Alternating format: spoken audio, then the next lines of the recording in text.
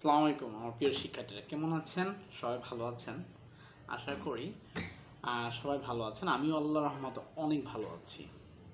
তো আজকে আমরা যে ক্লাসটা নিয়ে এসেছি সেটা হচ্ছে মাইক্রোসফট অফিস ওয়ার্ডের ইনসার্ট মেনুর টেবিল টুলসটি।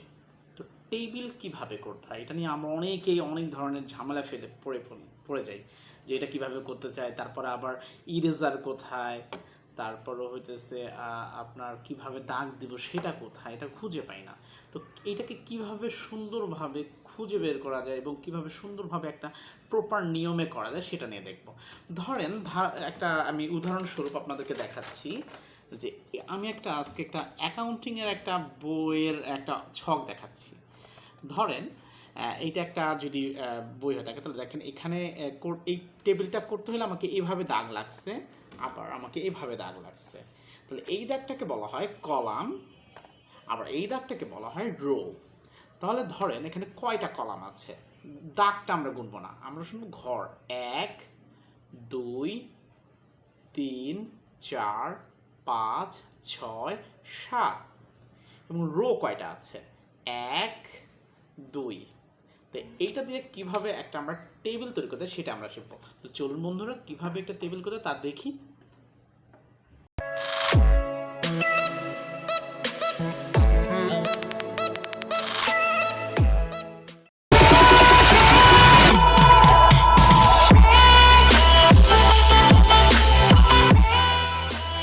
আজকে আমি 9-10 বা ইন্টারমিডিয়েট বা অনার্স লেভেলের যে কোনো একটা অ্যাকাউন্টিং বইয়ের একটা অঙ্কের ছক তৈরি করব। তো চলুন বন্ধুরা কীভাবে করতে হয় দেখি।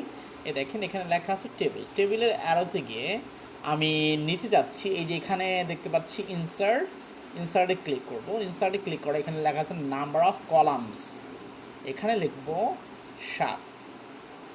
নাম্বার অফ রো আছে এখানে 2 থাকবে, কোনো সমস্যা নেই, আমরা ওকে দিব। তাহলে দেখেন এরকম একটা ঘর আসছে।